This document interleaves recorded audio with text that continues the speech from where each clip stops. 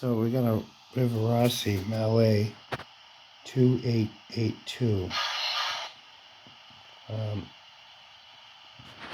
This train was originally, when I got it, was junk. I got it off eBay.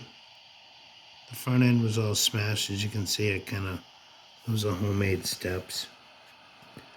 I hollowed out the original light and actually put an LED in there. That's why it's that bright. I put the marker lights and the green lights in there. Little LEDs. Added some detail. The motor is actually underneath here, underneath the smokestack. I removed it from the rear.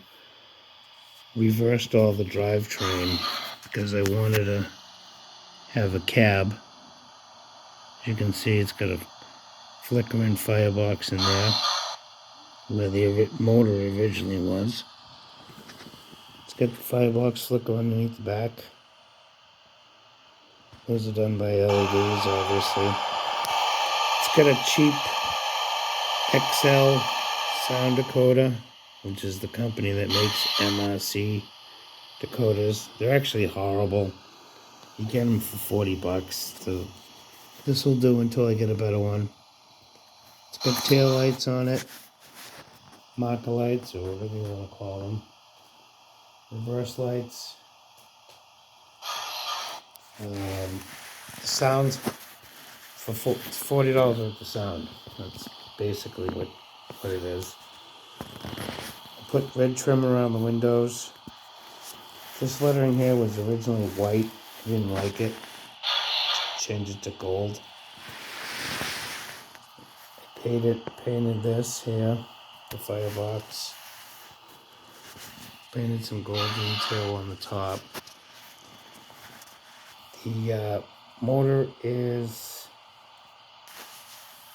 I'd say, about 14,000 RPM. These trains were slow, very, very slow.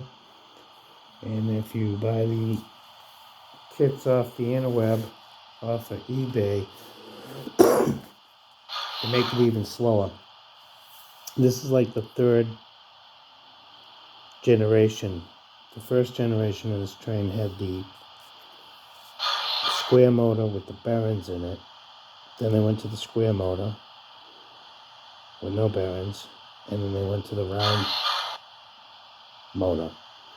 The gearboxes in here are geared slower than the original version of this that had the square motors with the bearings. These particular gears in these gearboxes are actually bigger, so it takes more to make one full revolution to make the truck wheels, the drive wheels spin. I have the older version of this that I verified that is actually the case. So I had to use a motor that had a lot more RPM to keep the speed where I thought it should be. Considering that this was an experiment with putting the motor in the front, I think it works pretty well. It's got decent pulling power. It actually has more pulling power than what it originally had.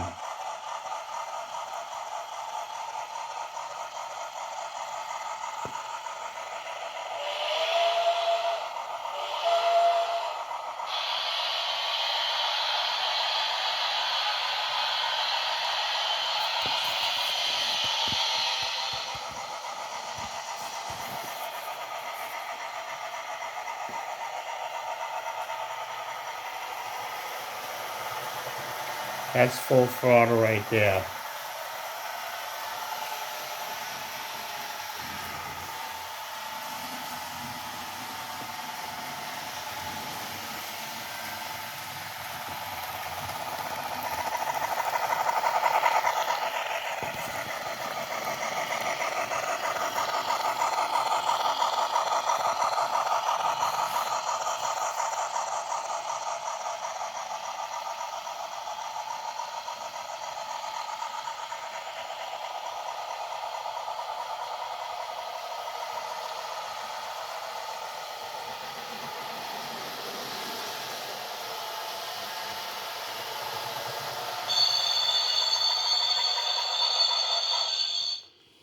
got brakes, squeal. I mean, the for $40, the decoder, you know, it does its job. They're real temperamental. They will not work with an older motor. You'll end up burning her out, so you'd have to do a replacement motor if you wanted to use one of those. Like I said, you can find them on eBay.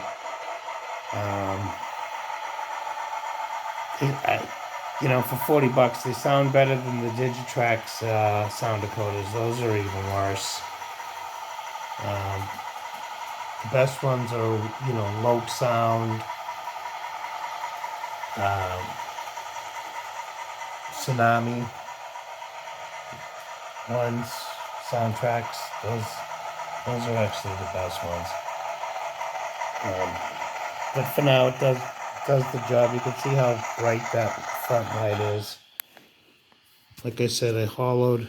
Sorry about my camera. I don't know how to use this. I pulled this piece off, drilled out from the back, drilled out the steam pipes, and put an LED inside that because the original bulb came up from the bottom. It was god awful. There's a close-up of the front end. You can see those are homemade steps. I made them out of plastic and used a razor blade and cut them into shape. I got this locomotive probably for maybe $60 off of eBay. Probably even paid too much for it, but I wanted to use it to have an experiment. Like I said, motor is in the cab here, in the front rather. It's not in the cab. I've removed it, and I will post another video on that with the actual video of the motor being in there. So I added a few extra details.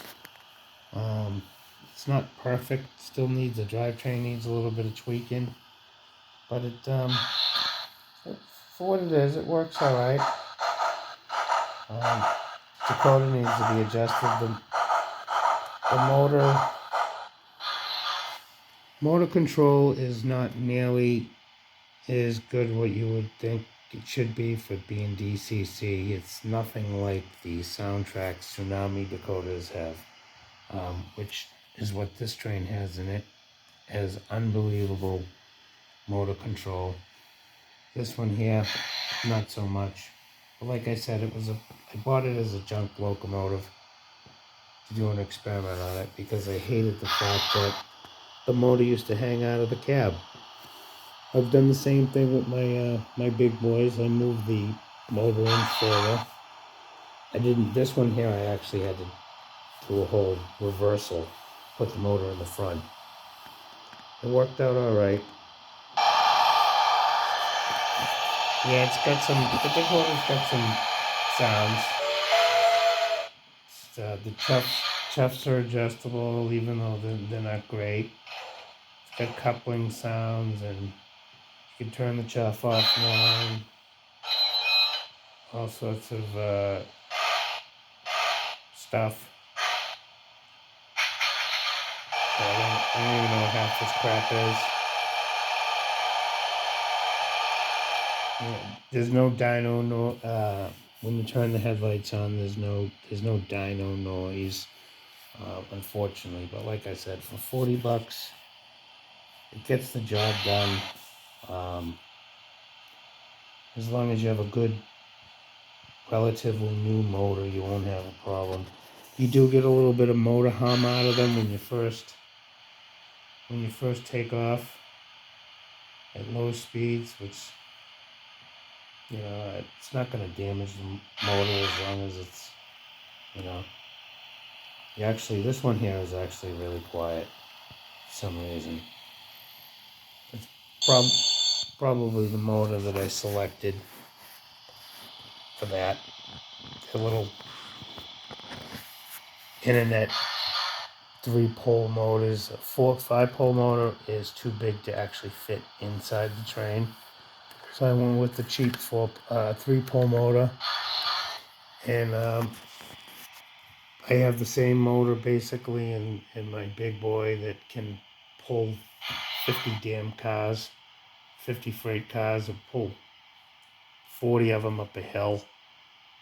So they're not bad. I don't know how long they'll last, but you know, if you don't kick the crap out of them, they seem to be okay. So anyway, that's it.